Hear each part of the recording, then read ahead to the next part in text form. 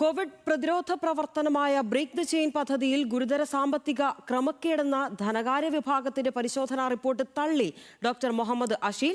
തുക ചെലവഴിച്ചത് കോവിഡ് അടിയന്തരാവസ്ഥ കാലത്തെ പ്രത്യേക സാമ്പത്തിക അധികാരം ഉപയോഗിച്ചെന്ന് വാദം.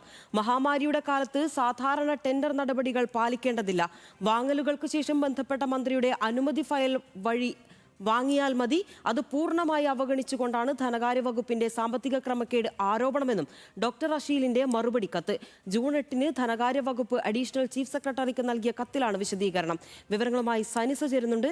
സനിസ, ഒറ്റ നോട്ടത്തിൽ കേട്ടാൽ ഒരു അടിയന്തരാവസ്ഥ സമയത്ത് ഇത്തരം അനുമതി വാങ്ങണമെന്ന് നിർബന്ധമില്ല. ആ സമയത്ത് സ്വയം തീരുമാനമെടുക്കാനുള്ള എല്ലാ അധികാരങ്ങളുമുണ്ട്.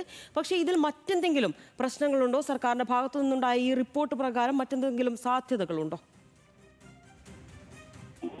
ധനകാര്യ വകുപ്പിന് ഡോക്ടർ അഷീൽ നൽകിയ കത്തിൽ അദ്ദേഹം വ്യക്തമാക്കുന്നുണ്ട്, ഇത് അദ്ദേഹത്തിന് ആ ഒരു അടിയന്തരാവസ്ഥ സമയത്തെ നിയമങ്ങൾ അതിൽ വന്ന പ്രത്യേക ഉത്തരവ് പ്രകാരമാണ് ഈ കാര്യങ്ങളൊക്കെ ചെയ്തത്. കൂടാതെ ബ്രേക്ക് ദ ചെയിൻ എന്ന് പറഞ്ഞാൽ കോവിഡ് മഹാമാരിയുടെ സമയത്ത് കേരളം മുന്നോട്ട് വെച്ച ലോകാരോഗ്യ സംഘടനകൾ അടക്കം അംഗീകരിച്ച ഒരു മാതൃകയാണ്. ആ മാതൃകയിലാണ് ഇത്തരം ഒരു ആരോപണം ഉയരുന്ന ഒരു സാഹചര്യം. 2023-ലാണ് കേരള സുരക്ഷാ മിഷൻ ബ്രേക്ക് ദ ചെയിൻ ക്യാമ്പയിനുമായി ബന്ധപ്പെട്ട അക്കൗണ്ട് ഓഡിറ്റിംഗിൽ ക്രമക്കേട് ഉണ്ടെന്ന ഒരു ആരോപണം ഉയരുന്നത്. എന്നാൽ അതിനുശേഷം നടന്ന KSSM ഗവേണിംഗ് ബോഡി മീറ്റിംഗിൽ ഈ രേഖകളൊക്കെ ഹാജരാക്കി അത് പൂർണ്ണമായി ആ സമയത്തെ സർക്കാർ അംഗീകരിച്ചതാണ്. ഓഡിറ്റിൽ കണ്ടെത്തിയതുപോലെ ഇതിന്റെ എല്ലാ രേഖകളും നിലവിലും സൂക്ഷിച്ചിട്ടുണ്ടെന്ന് ഡോക്ടർ അഷീൽ ഇപ്പോൾ ധനകാര്യ വകുപ്പ് സെക്രട്ടറിക്ക് നൽകിയ കത്തിൽ വ്യക്തമാക്കുന്നുണ്ട്. ടെൻഡർ പരസ്യം നൽകിയില്ല, 30 ദിവസത്തെ സമയപരിധി പാലിച്ചില്ല, മുൻകൂർ പണം നൽകി, മുൻകൂർ അനുമതി വാങ്ങിയില്ല തുടങ്ങിയ കുറ്റപ്പെടുത്തലുകളാണ് ഈ ഒരു കത്തിൽ ഈ ഒരു ആരോപണം ഉയർന്നിരിക്കുന്നത്. എന്നാൽ ഈ ഒരു കത്തിൽ